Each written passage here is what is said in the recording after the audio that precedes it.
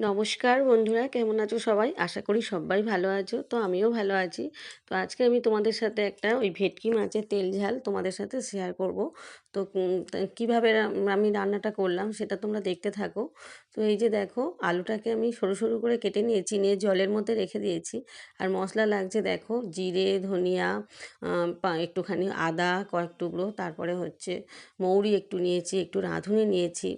আর আলুটাকে প্রথমে আমি একটুখানি তেলের মধ্যে ভেজে নিয়েছি, আর পেঁয়াজ কুচিয়ে নিয়েছি, টমেটো কুচিয়ে নিয়েছি, আর একটু কাঁচা লঙ্কাও দেবো বাটা মশলার সাথে, আর একটু হলুদ সর্ষে নিয়েছি। তো বন্ধুরা দেখো, এই বাটা মশলাগুলো লাগছে।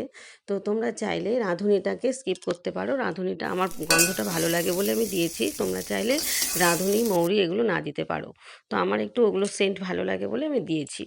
তো আমি এই যে আলুটাকে ভেজে নিলাম, মাছটাকেও পরপর করে ভেজে নিলাম। আমি মাছটা কিন্তু একটু কড়া করেই ভেজেছি, কারণ ভেটকি মাছ খুব নরম, তো একটু কড়া করেই আমি ভেজে নিয়েছি মাছগুলোকে।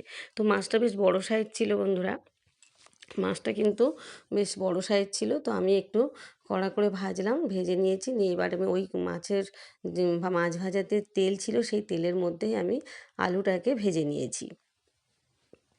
আলুটাকে একটু হলুদ দিয়ে ভেজে নিয়েছি, ভেজে নিয়ে তুলে নিয়েছি। তারপরে কিছুটা তেল দিয়ে, সর্ষের তেল দিয়ে আমি তার মধ্যে একটু পেঁয়াজ কুচিটা দিয়ে দিলাম।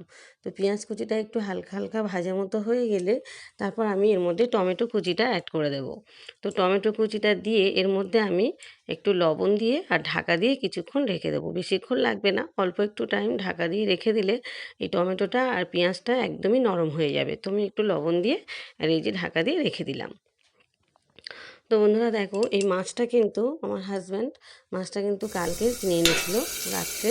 তো মাছটা আমি কেটে আর হচ্ছে ফ্রিজের মধ্যে রেখে দিয়েছিলাম, ওই মানে মাছটা পিস করে নিয়ে আমি ফ্রিজের মধ্যে রেখে দিয়েছিলাম। আজকে সকালে আমার মেয়ে তো পরীক্ষা দিতে যাবে, তো সেই জন্য আমি মানে অত তাড়াহুড়োর টাইমে সেই জন্য আমি কাল রাতেই সব করে রেখেছিলাম।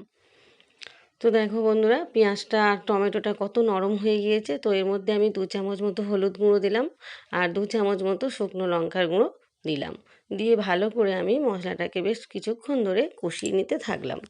তো এবার দেখো, কিছুক্ষণ ধরে কষানো হয়ে গেলে এবার আমি যে মশলাটা বেটে রেখেছিলাম, সেই মশলা থেকে আমি আমার পরিমাণ মতো এর মধ্যে মশলা অ্যাড করে দিলাম। তো তোমরা চাইলে বন্ধুরা কিছু মশলা স্কিপ করতে পারো, সব মশলা দেওয়ার দরকার নেই। আমি একটু বেশি রকম দিয়ে ফেলেছি, যেটা আমার ভালো লাগে বলে দিয়েছি। তোমরা চাইলে মৌরিটা, রাঁধুনিটা তোমরা স্কিপ করতে পারো। জিরে, ধনিয়া, আদা আর হচ্ছে হলুদ সর্ষে এগুলো দিয়ে করতে পারো।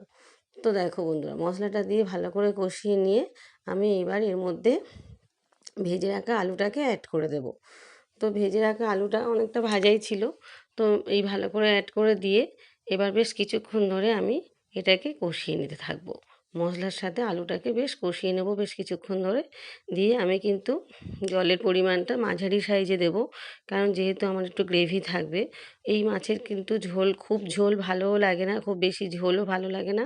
আর যেহেতু ভাত দিয়ে খাবো, একেবারে শুকনো শুকনো মানে একেবারে মাখো মাখোও ভালো লাগে না। তো ওই জন্য আমি একটুখানি গ্রেভি রাখার জন্য এই যে একটুখানি জল দিলাম। জলটা পরিমাণটা বুঝে শুনে তোমরা দেবে। আমি আমার পরিমাণ মতো জলটা দিলাম, দিয়ে এবার লবণ দিয়ে আমি কিছুক্ষণ এটাকে ঢাকা দিয়ে রেখে দেবো। পরিমাণ মতো লবণ দিলাম, দিয়ে এবার ঢাকা দিয়ে এটাকে রেখে দেবো। আর মাছটা যেহেতু একটু কড়া করেই ভেজেছিলাম, তো মাছটা কিন্তু ভেঙে যাওয়ারও ভয় নেই। এই ভেটকি মাছটা কিন্তু একটু নরম হয়, তো তাই জন্য একটু কড়া করে ভাজলেই ভালো।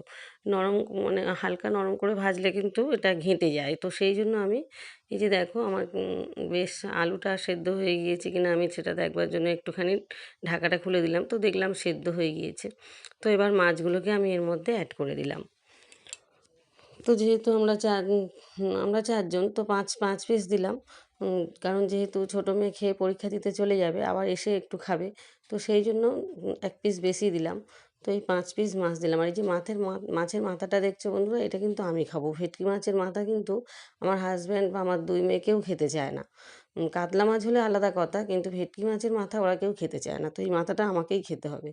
তো দেখো বন্ধুরা, মাছটা দিয়ে আরেকটু ঢাকা দিয়ে দিলাম। মাছটা তো ভাজাই ছিল, তো একটু ভালোভাবে সেদ্ধ হয়ে গেল। তো দেখো, এই যে ঝোলটা আমার মোটামুটি রেডি। আমি অল্প অল্প গ্রেভি রেখেছি, খুব বেশি ঝোল করিনি। তো দেখো ঝোলের কালারটা কি সুন্দর হয়েছে, আর খেতে কিন্তু দুর্দান্ত হয়েছে। তো তোমরা এইভাবে একবার হলেও ট্রাই করে দেখতে পারো। তো আমি ওভেনটাকে বন্ধ করে দিলাম। তো ধনেপাতা কুচি একটু শেষে ছড়িয়ে দিলে দারুণ খেতে লাগে। কিন্তু এত তাড়াহুড়োয় ছিলাম যে ধনেপাতাটা আমি তুলতে যেতে পারিনি, পিছনের বাগানেই ছিল। তো বন্ধুরা, সবাই ভালো থেকো।